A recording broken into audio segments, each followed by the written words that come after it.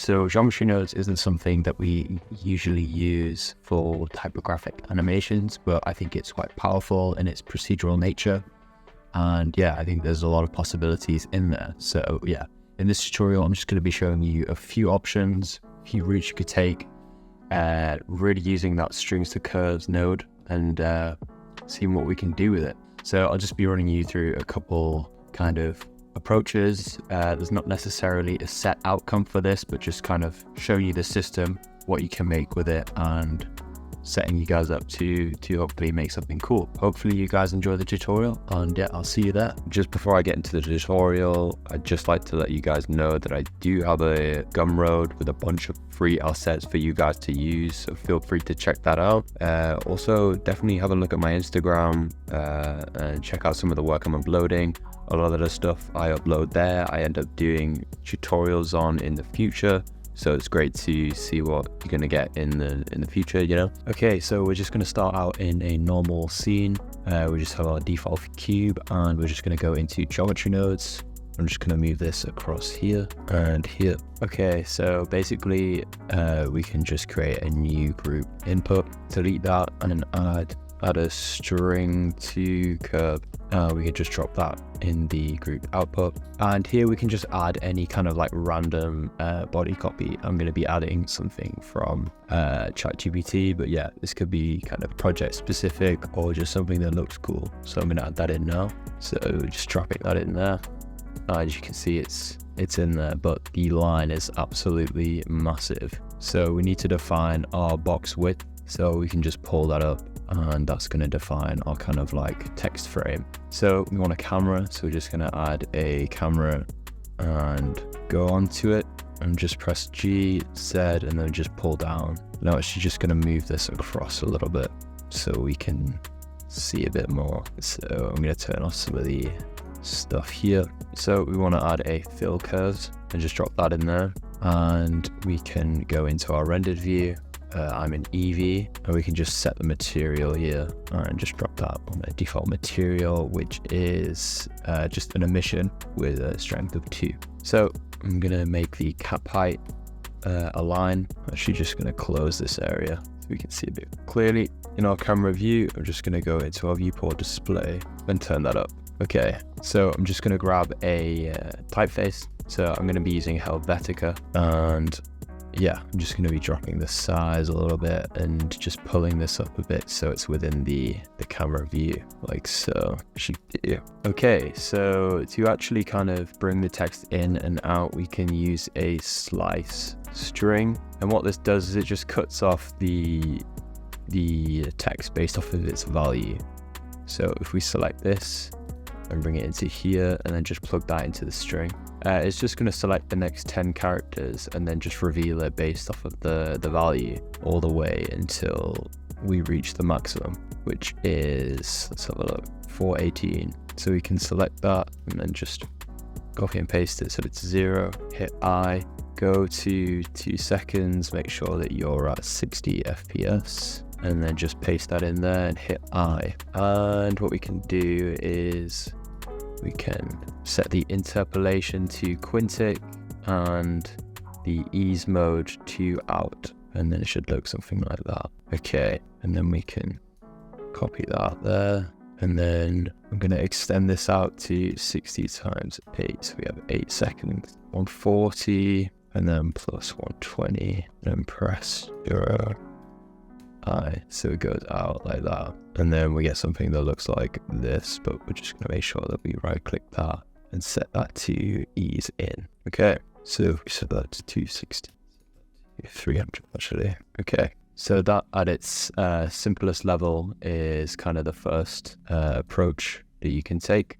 You can also kind of displace this a little bit with set position. So if you add the set position, if we just pause this, drop that in there, and then add a noise texture, and then just plug that into the offset, it's going to create a little bit of mess. So if we just scale this down, turn all of this down, and then just scale that down until it's kind of really minor, you can actually get quite a nice typographic effect. So if we add a scene time, plug that into the evolution, making sure that it's 4D, plug that and then we can add a math node and then just turn that into a divided by something like 2, maybe 1.5, maybe we actually need it to speed up.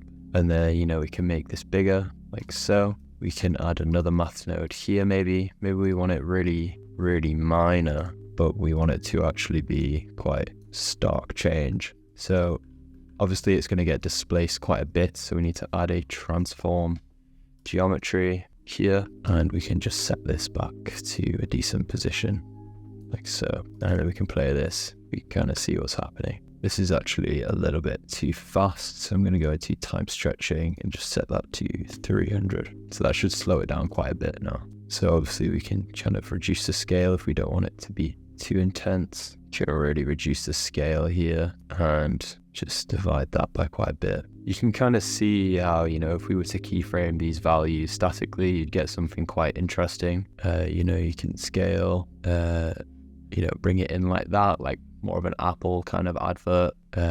You know, there's rotations that we can do, and yeah, we can even kind of play with these values to create something kind of interesting. You know, there's a lot of opportunities here. So that's another option.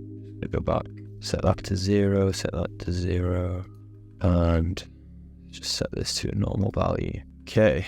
So another kind of like displacement we could do is with a gradient ramp. So if we add a gradient texture, and plug that into the offset, and then if we just restrict this to the X coordinates, so if we use combine X, Y, Z, we plug that into the X, and then we multiply the gradient by the line, and maybe we increase the size a little bit, and then we could multiply this again. You can see something quite interesting happening here. We're to scale this down a bit. Maybe we'd said this twice and we made this a lot greater. We can see, you know, this quite interesting effect. If you maybe turn this off, and just word spacing in general, I think creates quite a nice look. You get these kind of like islands that occur that create quite nice composition. You know, you can be quite expressive with this, and you know, there's a lot of kind of interesting applications to this. We could even go a step further by adding a grid like so, and then we could instance on points, and we could just instance those on there. We hit save, it's going to kind of get a bit more interesting now, and then we could just start to kind of rotate these instances in special ways, and we've lost it. So I'm glad we saved it. Yeah, remember to save your working files because stuff does crash. So just adding a line equals to vector on the pivot point, and we can just kind of play with it. We could increase the scale like so. We could scale the instances. We could actually use the camera here and kind of create some interesting compositions. You know, there's some interesting kind of typographic things that we can do here. And then, you know, if we were to plug this back in, it could look quite interesting. Kind of DS Studio style animations, if you're aware of that. You know, something like that's quite cool. We don't need to use a grid. We could use an icosphere, which would give us more of a kind of spherical look. So we plug that in there, increase the radius, maybe reduce the amount of text we had. Something like, if we add a value to string, we can plug that in there. And then I believe we can add a string. We can add a scene time and plug that in there. And then we can get this look. And, you know, if we reduce the scale of the icosphere, increase the amount, and get some kind of interesting looks happening here. So yeah, this is just kind of like a rough example of stuff you can do with this. There's a lot of opportunities for some interesting stuff. Yeah, I know this is kind of a quick off the shooting from the hip kind of style tutorial, but I hope you guys learned something, found out something new, and yeah, let me know if you enjoyed the tutorial, and yeah, I'll see you guys soon.